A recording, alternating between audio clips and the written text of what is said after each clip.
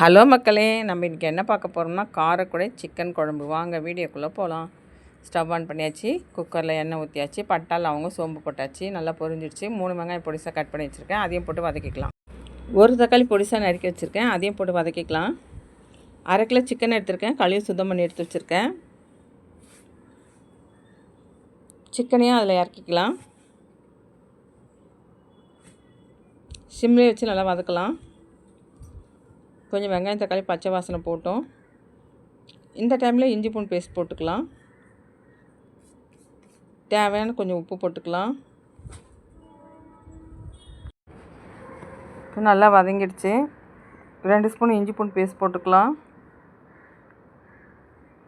நம்ம வதக்கும் போதே போட்டோம்னா நல்லா வாசனைலாம் ஏறும் சிக்கனில். 1 ஸ்பூன் மஞ்சள் பொடி, 1 ஸ்பூன் ஜீரக பவுடர், 1 ஸ்பூன் காஷ்மீரி மிளகாய் தூள், கரம் மசாலா பவுடர் 1 ஸ்பூன், குழம்பு மிளகாத்தூள் 2 ஸ்பூன். இப்போ அப்படியே வதக்கிக்கலாம்.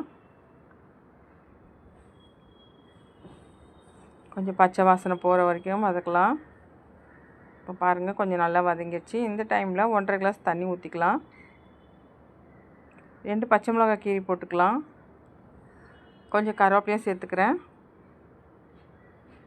உங்களுக்கு பச்சை மிளகாய் வேணும்னா போட்டுக்கோங்க, இல்லைன்னா வேண்டாம், உங்கள் விருப்பம்தான். இப்போ நல்லா வதங்கிடுச்சு. இப்போ தண்ணி எடுத்து ஊற்றிக்கலாம், 1.5 டம்ளர் தண்ணி. இப்போ மூடி போட்டு விசில் போட்டுடலாம், 2 விசில் வரட்டும். இப்போ ஓப்பன் பண்ணி பார்க்கலாம். சிக்கன் நல்லா வெந்திருக்கு. அதுக்குள்ளே தேங்காய் அரைச்சிக்கலாம். 2 பத்த தேங்காய் எடுத்துருக்கேன். மிக்ஸி ஜார் எடுத்துக்கலாம், பொடிசாக கட் பண்ணி போட்டுக்கலாம். கொஞ்சம் உடச்சிக்கலையும் போட்டுக்கலாம். வேணுன்னா முந்திரி போட்டுக்கலாம். இப்போ அரைச்சி எடுத்துகிட்டு வந்துடலாம் நைஸாக. கொஞ்சம் கெட்டியாகவே அரைச்சிக்கலாம். இந்த அளவுக்கு நைஸாக இருந்தால் போதும். இப்போ குக்கரை ஓப்பன் பண்ணி பார்க்கலாம். இப்போ சிக்கன் நல்லா வெந்திருக்கு 2 விசில்லையே. இந்த டைமில் நம்ம அந்த தேங்காய் எடுத்து ஊற்றிக்கலாம். ரொம்ப கொதிக்க விடக்கூடாது, ஒரு கொதி வந்தால் போதும். இப்போ மேலே கொத்தமல்லி தூவி விட்டுடலாம். செம்ம டேஸ்டியான காரக்குடி சிக்கன் குழம்பு ரெடி ஆயிடுச்சு.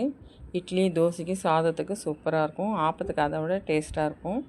நீங்களே ட்ரை பண்ணி பாருங்கள். இந்த வீடியோ உங்களுக்கு பிடிச்சா லைக் பண்ணுங்கள், ஷேர் பண்ணுங்கள். பாய்.